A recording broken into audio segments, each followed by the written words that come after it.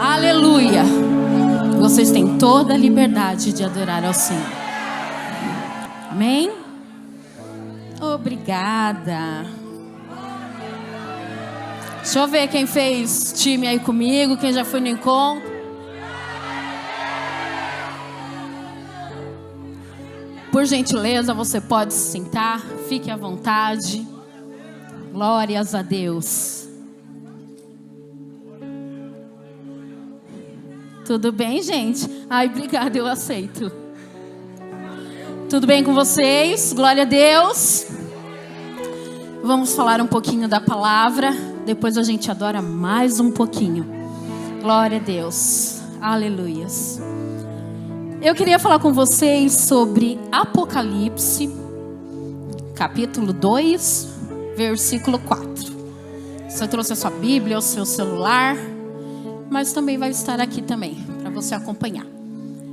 E esse texto diz assim: Tenho, porém, contra ti que deixaste o primeiro amor.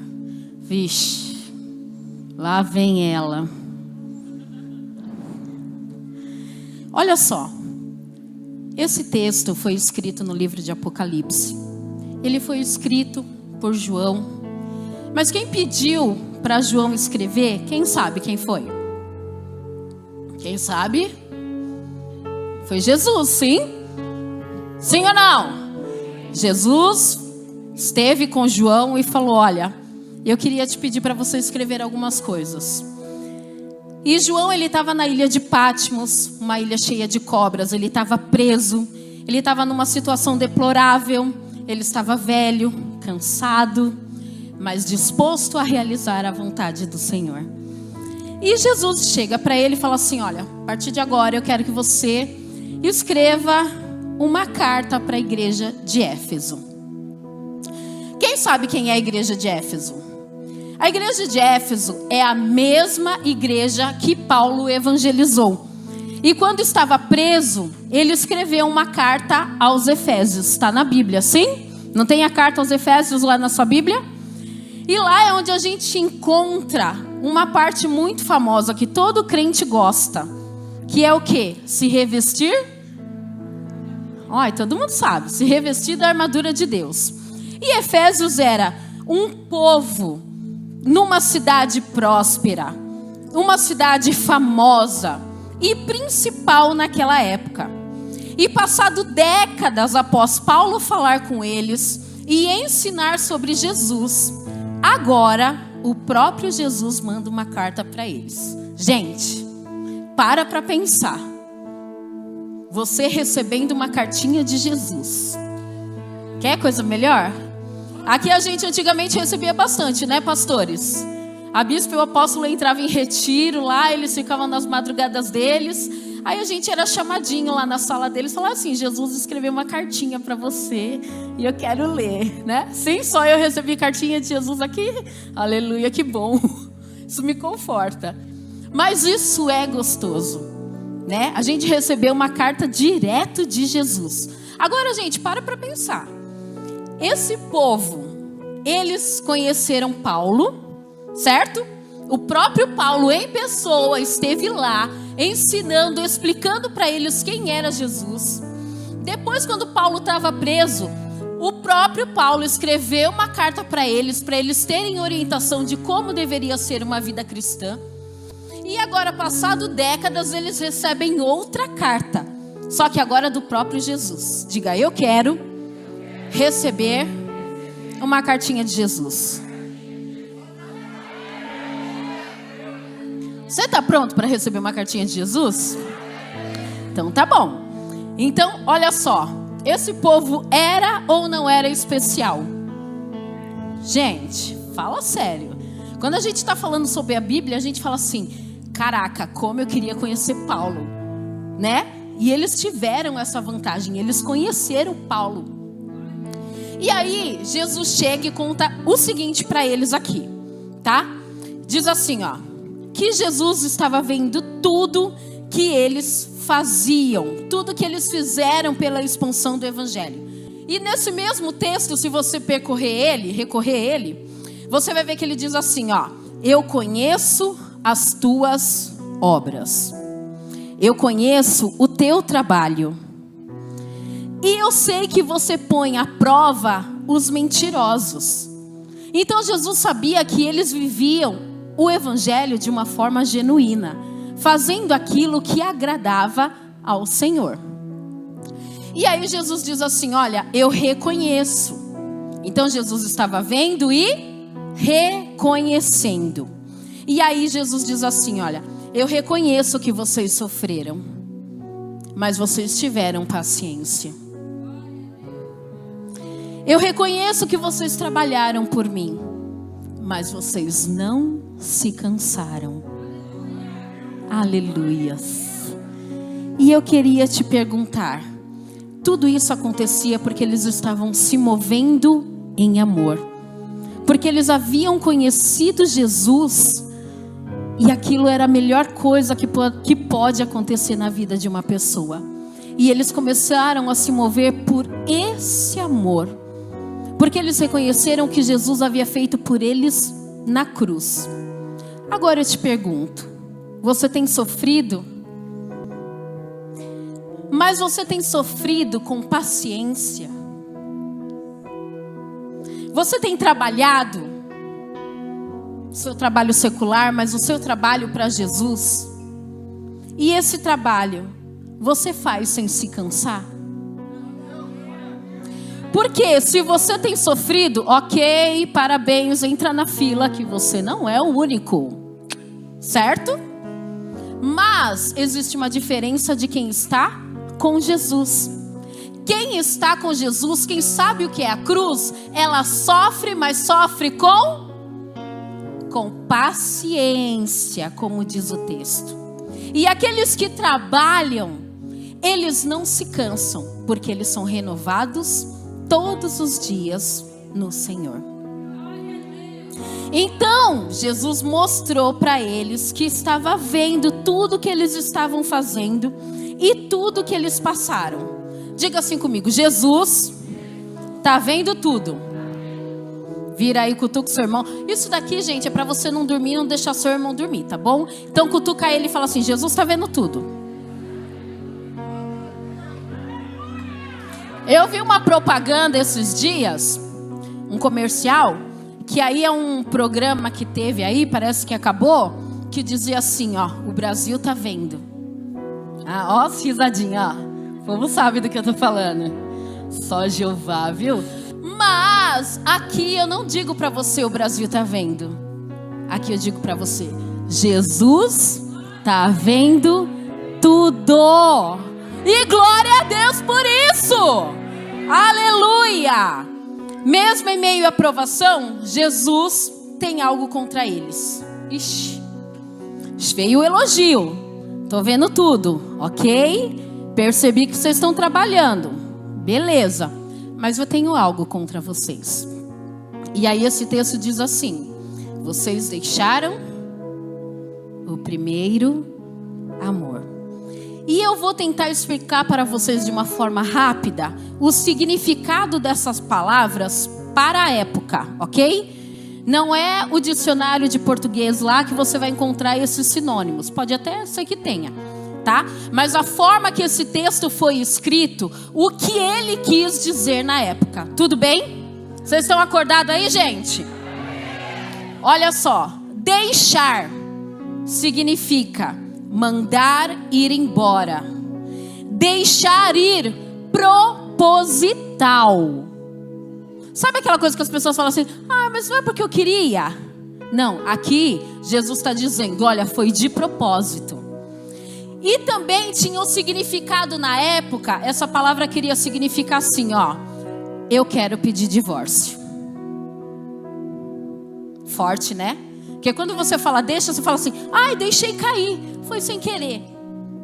Mas aqui a palavra, Jesus estava querendo dizer assim: olha, vocês estão me pedindo divórcio. Vocês não querem mais. Só que eu falei que era um povo que sofria, mas tinha paciência. Era um povo que trabalhava para Jesus e não se cansava. Mas Jesus vira para eles e fala: olha, mas tem um um pontinho aí que precisa ser resolvido. A palavra primeiro, porque não fala primeiro amor? A palavra primeiro está querendo dizer assim, principal.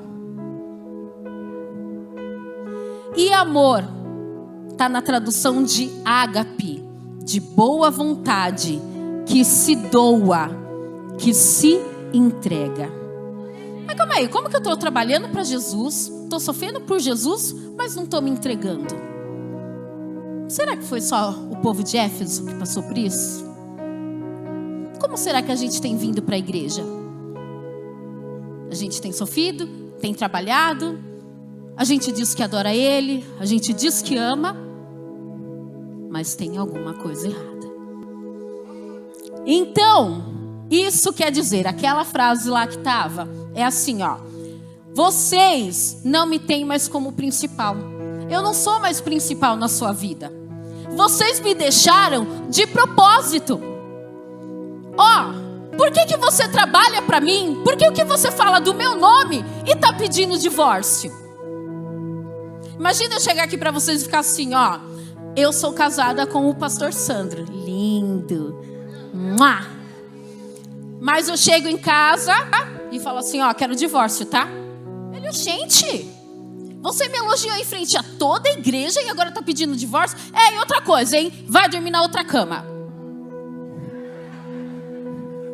Vai dormir na cama que era da Esther agora. Tem um quarto sobrando lá em casa. Né? Não é estranho isso, gente? Agora, eu te pergunto. É seminário de adoração, tá? Glória a Deus, aleluia.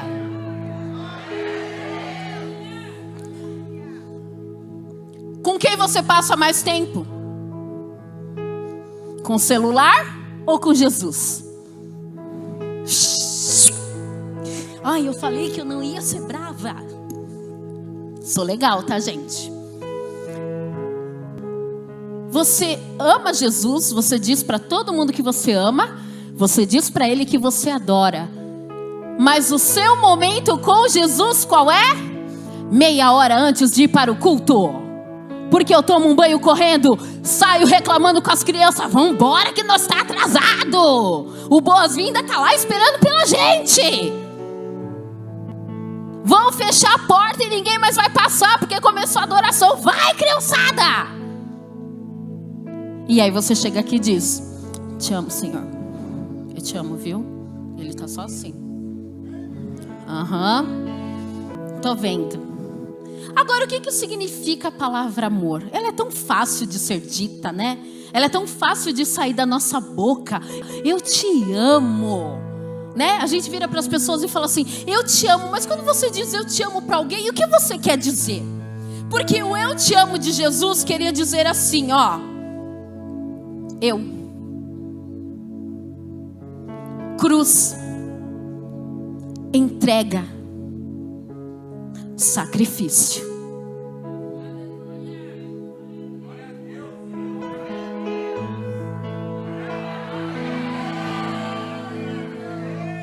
Ele está se referindo a Ele.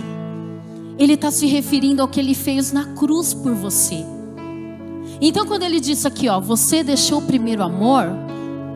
Cara, você está aqui comigo todo dia, mas você não anda comigo, mas você não me ama, mas você esqueceu o que eu fiz por você na cruz. Sabe a cruz? O dia que você chegou na igreja, ela tinha um valor. Hoje ela não tem mais o mesmo. O meu relacionamento com você antes tinha um valor. Hoje ele não tem mais o mesmo. E o nós, e aquele povo, ele entrou no piloto automático. E agora eu vou te falar o nome desta pregação. Digam comigo. Quem escolheu quem? E aí, 1 João 4,19 diz assim, ó. Nós o amamos a Ele, porque Ele nos amou primeiro. Quanto a vós, amemos, porque Ele amou primeiro. Só que Ele está dizendo que a gente deixou o primeiro amor. E Ele amou primeiro. Quem escolheu quem? E esse amor foi se entregar por nós, mesmo sabendo que receberia o mesmo em troca, porque o amor não cobra. Você tem dado para Jesus, devolvido para Jesus o que Ele deu por você? Porque, gente, vamos pensar assim, ó. Por exemplo, Ivonete foi, me deu uma marmitinha com um monte de coisinha gostosa. O que eu faço depois? A minha mãe me ensinou assim, ó: marmita não se devolve vazia. Sim ou não? Donas de casa. Marmita não se devolve vazia. Você tem que devolver com algo. E algo gostoso, algo melhor. Só que Deus está te enchendo de marmita. E se você abrir tua gaveta, você vai ver um monte de vasilha vazia, sem tampa, que você nem lembra mais quem é o dono, não é?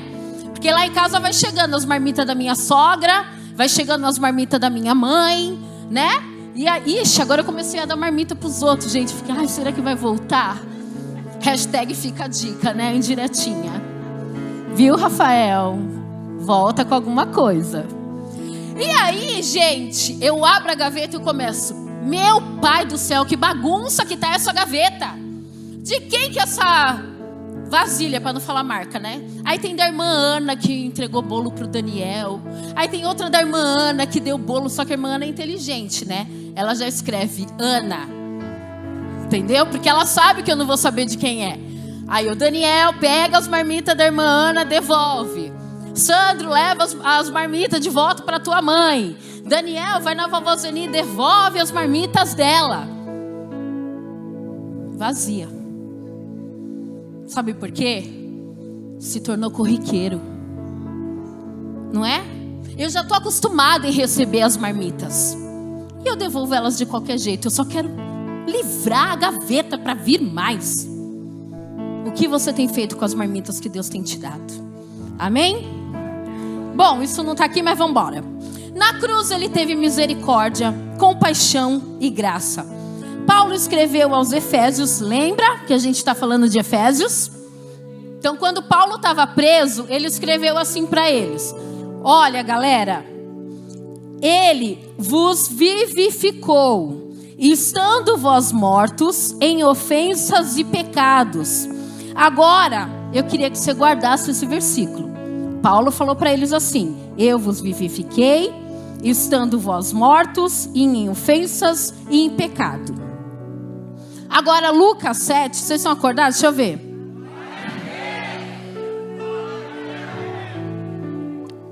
Lucas 7, 11 tem uma história muito conhecida. Quem já ouviu falar da viúva de Naim?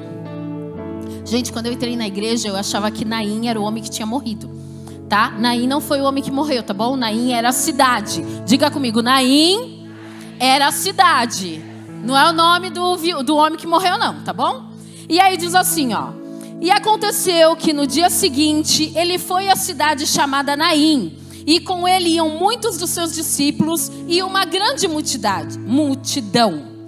E quando chegou perto da porta da cidade, eis que levavam um defunto, filho único de sua mãe, e ela era viúva, e com ela ia uma grande multidão da cidade.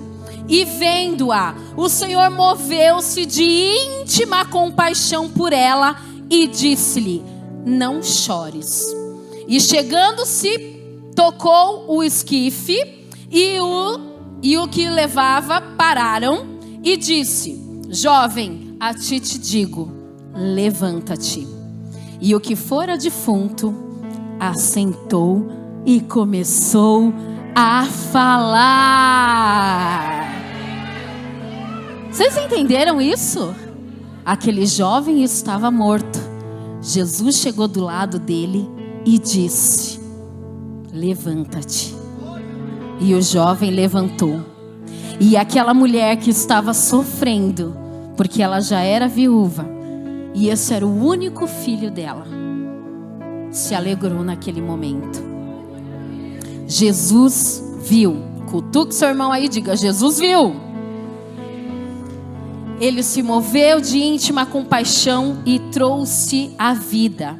Aqui lemos que a mulher era viúva e o morto era o seu único filho. E Jesus entendia disso, né? Porque ele sabia que ele era o único filho que ia ser dado à cruz para morrer por nós. Ele sabia qual o sentimento que estava envolvendo Deus. Porque Deus falou assim: eu amo muito esse povo, então só tem uma forma. Vai até lá e morre por eles. Ele sabia o que era isso. Então, Jesus entendia o que ela estava passando. Tocou o morto e ele levantou. E em Efésios estava escrito o quê? Estando mortos, o vivificou. Então vocês estão vendo que são duas passagens diferentes, que fala que as pessoas estavam mortas, ou de uma forma ou outra, que Jesus ressuscitou. Sim? Quando você ressuscitou, você ficou como o único filho da viúva, levantou e começou a falar de Jesus, sim ou não? Quem é que um dia era morto e o Senhor ressuscitou? O caminho que nós andávamos era de trevas. Nós estávamos mortos espiritualmente. E o Senhor nos tocou. E o que você fez após receber o toque de Jesus? Você levantou e saiu falando para os outros? E depois a gente começa a ser como a igreja de Efésios. A gente começa a trabalhar pela obra, não é? A gente, quando vem para a igreja, a gente começa a ouvir de Jesus. E a gente começa a falar de Jesus para outras pessoas. E a gente percebe que isso não é o suficiente. E a gente começa a trabalhar, começa a virar e perguntar: como que eu posso ser útil? Porque não é possível, depois de tudo que Deus fez por mim, eu simplesmente chegar e ficar sentado numa cadeira. Sim ou não? Olha que bom, glória a Deus, Jesus. Com o passar do tempo veio as perseguições, e você fez como o povo de Efésios. Sofreu, mas com paciência. Trabalhou, mas sem se cansar. Agora eu te pergunto, continua assim? O tempo mudou isso? As pessoas à sua volta mudaram isso? Você tinha uma frequência para falar de Jesus, mas as pessoas começaram a rir da sua cara, então você achou melhor não falar? As pessoas começaram a te convidar para sair, e você já negava esses convites, porque você tinha uma prioridade, que era estar na casa do Senhor. Você tinha uma prioridade, que era orar, que era buscar a Deus, porque você o ama tanto que você quer estar mais tempo com Ele.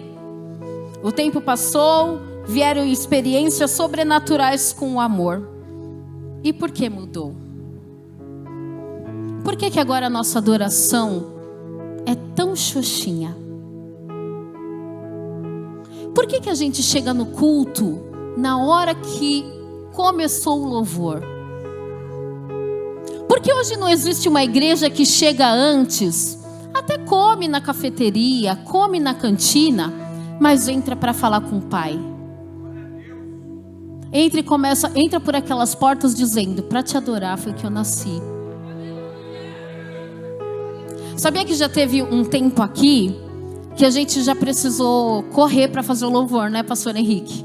Porque o povo chegava e começava a adorar. E o povo chegava e começava a adorar. Então, banda, sobe logo. Sobe que o povo já está adorando. Por que isso não acontece mais? O que mudou? Por que a gente precisa ser movido por alguém falar assim: ore, levante, bate palma, dê glória a Deus? Por que não é espontâneo? Por que isso não está dentro de mim? Por que eu preciso esperar a banda começar para que eu comece a adorá-lo? Por quê? Quem aqui já foi no encontro? Qual foi a sua maior ansiedade quando a gente voltou no encontro? Que eu ou o pessoal fica segurando vocês ali na porta. Hã? E eu falo: vamos, gente! Como é, Will, que a gente grita? Tem alguém aí? E o que vocês respondem? A hora que abre a porteira, meu filho, se eu não saio de lado, eu sou atropelada. A Esther já foi. Né? A Esther já foi atropelada, já passaram por cima dela. Porque eu acabei de ter um encontro face a face com o Senhor. E eu quero estar perto dele, eu quero estar no altar. Por que você não adora a Deus do mesmo jeito que você voltou do encontro? O que mudou? Porque o Deus, Ele é o mesmo.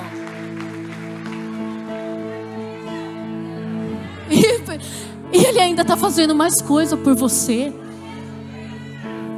Será que você tem visto o que Deus tem feito? Será que você tem reconhecido o amor dEle no seu dia a dia?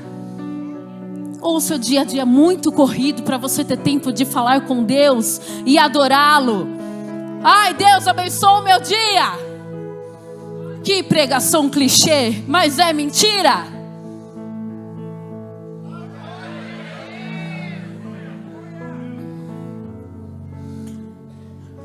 Efésios estava morrendo, porque depois de Jesus dizer para eles voltarem, para eles lembrarem, para eles se arrependerem, sabe o que Jesus declara para eles? Se vocês ouvirem o que eu estou falando, se vocês fizerem o que eu estou pedindo, sabe o que tem reservado para vocês? A árvore da vida, que está no meio do jardim do Senhor. Então, se Jesus estava oferecendo vida, é porque eles estavam como? Mortos. Mas eu estou falando de um povo que estava servindo a Deus. Eu estou falando de um povo que tinha tido experiências com Deus. Eu não estou falando de uma pessoa que não sabe quem é Jesus. Eu estou falando de uma igreja que era fervorosa, uma igreja que buscava sem precisar comando de ninguém. Por que agora eles recebem uma palavra de que o primeiro amor não existe mais? Por que eles recebem uma promessa que o que tem esperando por eles é vida? Porque eles deixaram o amor. Eles deixaram o amor. Eles esqueceram o amor. Você se lembra quem Ele é? Ou você só se lembra quem Ele é quando Ele faz o que você quer? Eu quero uma casa. Se Deus não der, você fica de mal dele, você vira as costas para ele. É como eu já preguei num seminário de adoração. Como a gente é mimizento. Gente, chega de mimimi. Nós estamos falando isso há anos. Chega de mimimi. Você precisa ganhar para poder dar. Querido, ele já morreu por você. Para de ficar cobrando Ele, porque Ele não te cobra nada. Ele só espera o teu amor de volta. Ele só espera a Tupperware mesmo vazia, porque a minha mãe e a minha sogra, ela não cobra porque a Tupperware está vazia. A irmã Ana não cobra também, ainda bem, senão eu estava frita. Porque marmitinha toda semana, já pensou? Toda semana o Daniel leva a marmitinha dela para casa. E ela nunca virou para mim e falou assim: pastora Sheila, você devolveu a marmitinha vazia, hein? Que falta de educação. Não vou mandar mais nada.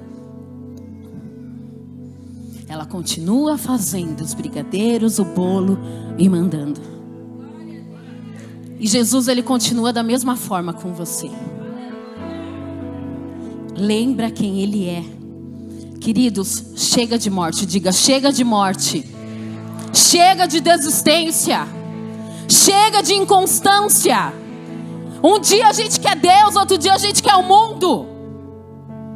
Um dia a gente vem para a igreja porque a gente precisa, e no outro dia a gente não vem porque a gente quer assistir um programa de TV.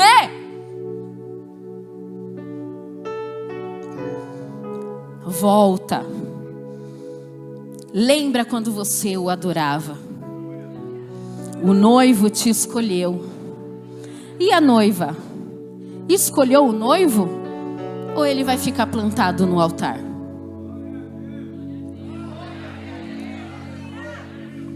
Esses dias eu vivi uma experiência de casamento, né? Pastora Esther casou tem 15 dias atrás. E eu fiquei com ela no quarto. Então, foi aquele momento todo especial. de se arrumar para o pastor Rafael, né? Ela não estava se arrumando para mais ninguém.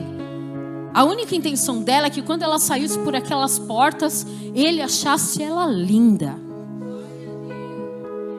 Que ele achasse assim, não me arrependi, escolhi a mulher certa, né? E até conversando com a pastora Thalita sobre essa palavra, nós estávamos lembrando, né? Porque até quando saiu o videozinho, a noiva saiu como, né? O pai do lado, cabeça erguida, plena, porque a noiva é atração, né? Aí no videozinho aparece, e eu também estava do lado dele, então eu vi a reação do pastor Rafael quando viu ela pela primeira vez daquele jeito. Ele começou a chorar.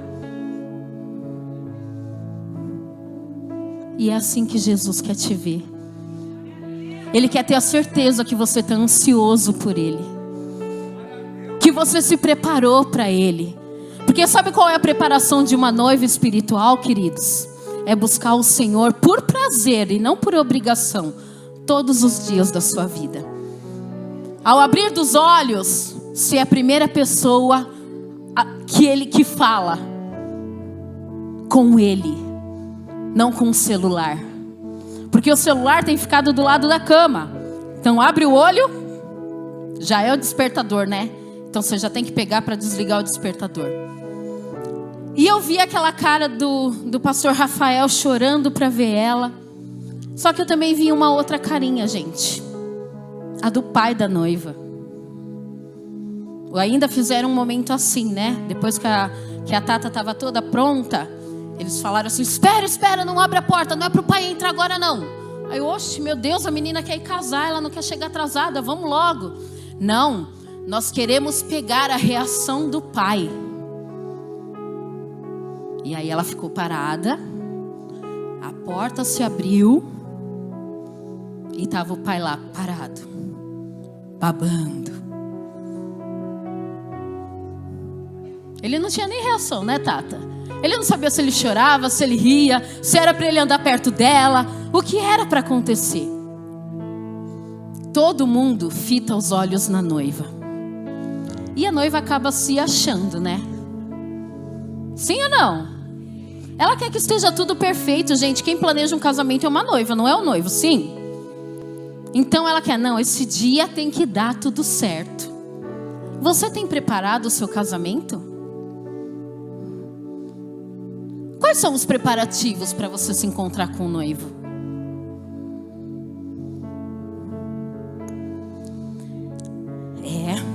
A noiva somos nós. O noivo é Jesus. E o pai da noiva, sabe quem é? É Deus. Porque Deus falou assim, ó, vai lá, noivo, morre por eles. Mas só tem um motivo pelo qual eu estou pedindo isso para você trazer eles para mim. Eu quero que você traga eles para mim, eu quero eles de volta. Eu quero que eles estejam comigo, sabe por quê? Sabe por quê, noivo? Porque fui eu que criei eles. E eu criei eles imagem e semelhança, para eles me adorarem. E eu quero eles de volta. Eu deixei eles no mundo para eles fazerem uma coisa, mas eles estão fazendo outra completamente diferente. E aí eu te pergunto, quem escolheu quem? Quem escolhe é porque vê e reconhece as qualidades do escolhido. E é isso que não pode morrer. Porque o pai estava admirando a noiva. A noiva estava admirando o pai. Porque foi a figura masculina que ela teve a vida inteira. E o noivo estava esperando pela noiva no altar. E a noiva também ficou toda emocionada quando encontrou com o noivo. Só que tem casamento, gente, se o noivo quiser e a noiva não quiser? Tem como? Se hoje em dia a gente até aprende, para que compromisso? Vamos só ficar, se deu certo, deu, se não der, a gente vê no que dá. E a gente está transferindo isso para a nossa vida espiritual. Hoje em dia, se der certo, deu. Se não deu, eu saio da igreja, eu paro de ir na igreja, eu falo mal da igreja, eu falo mal do pastor e vou para outro lugar. Ponto. É a prostituição espiritual. Se não for do meu jeito, não vai. Eu bato o pé mesmo, que nem criancinha. Será que você escolheu Jesus mesmo? Será que você tem coragem mesmo de passar tudo por Ele? Será? Será que é recíproco o amor de Jesus e o seu amor por Ele? O verdadeiro adorador reconhece. O verdadeiro adorador tem admiração pelo noivo. Ele admira e valoriza o estar junto. Diga, valoriza o estar junto. Ele escolhe e decide amar com todas as forças. Ele escolhe amar quem o escolheu primeiro. Deus nos escolheu porque Ele enxerga dentro de nós. E Ele enxerga as nossas qualidades. E muitas vezes a gente fica assim: ah não, quem sou eu para estar na presença de Deus? Quem sou eu para servir ao Senhor? Quem sou eu para adorar? Então, já que todo mundo vai fechar o olho, eu vou ficar bem paradinho aqui, porque eu sou tímido e não precisa fazer esse escândalo todo que eles fazem. Qual tem sido a sua admiração pelo noivo? Ele vê tudo que tem dentro de nós. E nós, como temos retribuído tudo isso? Como tem sido a retribuição da nossa escolha?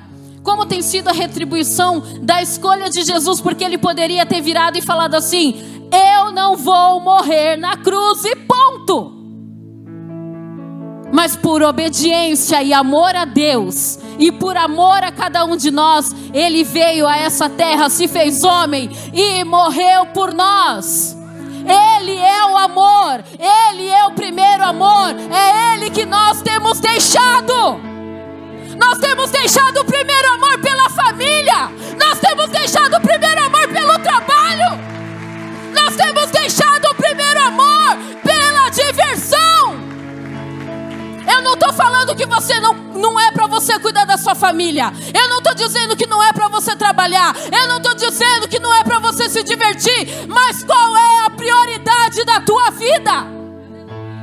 Será que realmente você está vivo, querido? Você só adora a Deus quando Ele te dá algo. Isso não é adorador, isso é interesse. Isso se chama egoísmo.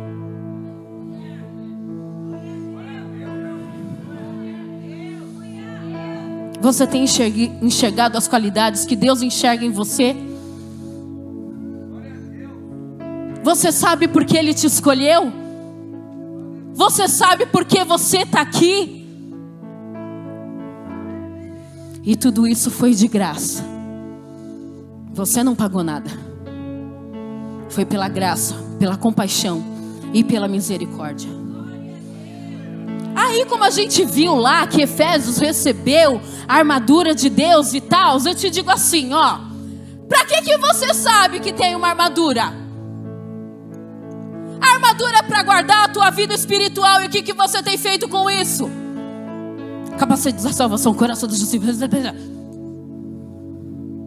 Efésios sabia o que era essa couraça. Você é especial, como aquela cidade era. Deus falou várias vezes com Efésios, mas eles não venceram, sabia? Procura lá no Google se existe Efésios hoje. Não existe. Porque eles não se arrependeram. Eles continuaram com as suas idolatrias, com seu egocentrismo, de fazer a obra de qualquer jeito, só por obrigação, porque eu tenho que ir, senão o líder vai reclamar. E é melhor fazer do que eu sofrer consequências. Esse não é o Deus que a gente serve. O Deus que a gente serve é um Deus que nos ama. É um Deus que se entregou. Efésios não existe mais. Hoje aquela cidade virou um nada. Teve um terremoto e ela virou em ruínas. O rio foi tomando a cidade aos poucos e ela virou lodo. Lodo. Mas ela era uma cidade querida. Era uma cidade que evangelizava. Mas existiam adoradores de Satanás ali no meio. E eles foram se envolvendo e nem perceberam. O amor é o principal. Não deixe. Você é único. A cruz te tirou da morte para a vida. Diga: a cruz me tirou da morte para a vida. E isso é o motivo pelo qual nós voltamos. É o motivo pelo qual nós avançamos. E é por isso que você acha que se encontra morto. Se você desistiu, mesmo estando na igreja, mesmo estando na casa do Senhor, você tem pedido divórcio. O que eu tenho para dizer para você hoje é: volta.